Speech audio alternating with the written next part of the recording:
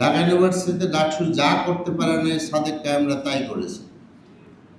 So this will be very challenging for the coming DUCSU, যে তারা ডাকসুতে কিভাবে রোল প্লে করবে।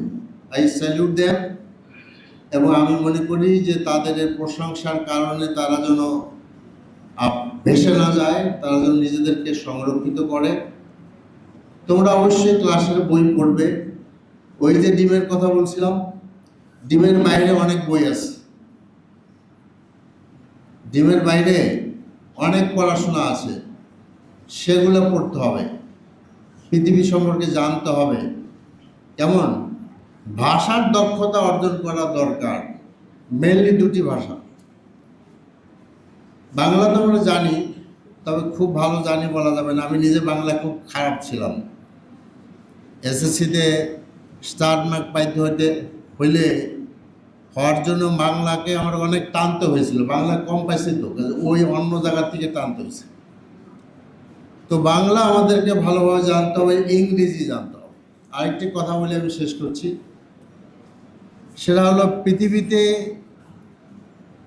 একটা বই আছে যেটা সবচেয়ে বেশি পড়া হয়। সে বইটা কোন বই? আর পৃথিবীতে একটা বই আছে যেটা মানুষ না বুঝে পড়ে, আল কোরআন।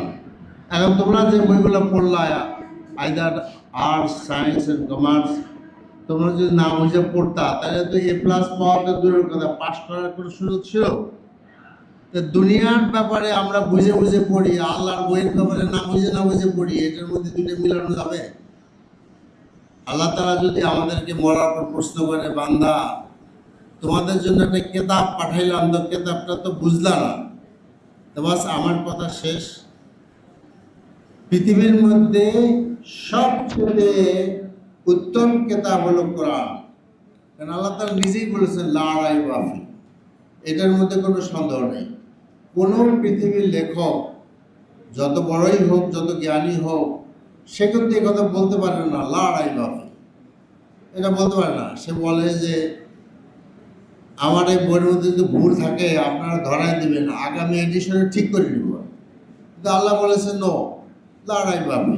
আল্লাহ আর একটি গুরুত্বপূর্ণ কথা বলেছেন, তিনি বলেছেন হুদাল্লিন নাস, মানুষের জন্য একটা, এটা হলো হেদায়েত, মাইন্ডেড। আল্লাহ বলেন নাই যে মোমেনদের জন্য, মুসলমানদের জন্য, আল্লাহ বলেছেন হুদাল্লিন নাস।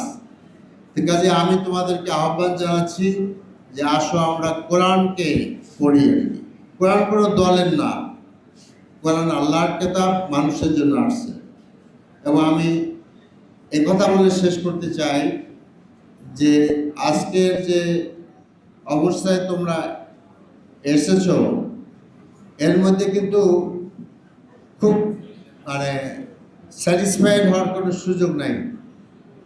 আমি আবার বলছি, ডোন্ট বি সো স্যাটিসফাইড, এবং খুব দুলকি মেজাজে চলারও কোনো সুযোগ নাই। SSC, HSC is much more critical than SSC. And বক্তৃতা এখানেই শেষ নয়। যখন এইচএসসি পাস করবা তখন আর একটা যুদ্ধ আছে। আমাদের সময় সে যুদ্ধ ছিল না। ঢাকা বিশ্ববিদ্যালয়ে তখন গুচ্ছ পরীক্ষা হতো না, আলাদা আলাদা করে পরীক্ষা হতো না। তা আমি কোনো পরীক্ষায় কোনো প্রিপারেশন নেইনি, কোনো বই পুস্তক পড়াশোনা করি নাই। সংগঠনের কাজে তো কিছুটা ব্যস্তই থাকতাম। এইভাবে পরীক্ষা দিয়ে আমি এলাও হয়েছি। কিন্তু এখন কিন্তু তা না, এখন তোমাদেরকে অনেক কম্পিটিশনের মধ্যে পড়তে হবে। তারপর যখন তোমার ইউনিভার্সিটিতে, মেডিকেলে, ইঞ্জিনিয়ারিং বা আদার জায়গায় ভর্তি হওয়া, তখন আর একটা যুদ্ধ হয়। তো যুদ্ধের বোধহয় শেষ নাই। তা আমি তোমাদেরকে সেই যুদ্ধের ময়দানে আজকের মতোই সফলতা দেখার আহ্বান জানাচ্ছি। আর একটা যুদ্ধ আছে, যে যুদ্ধটা সবচেয়ে বড় যুদ্ধ, সবচেয়ে এভারলাস্টিং যুদ্ধ। সেটা হলো যে আল্লাহ তাআলা মানুষকে যে জন্য সৃষ্টি করেছেন, তার ইবাদত করার জন্য। আমি আশা করি তোমরা সেটা জানবে এবং সেই জায়গায়, সেই কাজে তোমরা সফলতা অর্জন করবে ইনশাআল্লাহ। দুনিয়ার মধ্যে শ্রেষ্ঠ মানুষকে মুহাম্মদ রাসূলুল্লাহ সাল্লাল্লাহু আলাইহি ওয়াসাল্লাম। এবং সেই পথে আমরা শ্রেষ্ঠ জীবনের দিকে তার দিকে তাকাবো আর কি। কিতাব শ্রেষ্ঠ, আল্লাহর কালাম। রাসূলুল্লাহ সাল্লাল্লাহু আলাইহি ওয়াসাল্লাম বলেছেন যে মুসলমানরা তোমাদের জন্য দুটি জিনিস রেখে গেলাম, একটা হলো আল্লাহর কালাম আর আমার সুন্নাত।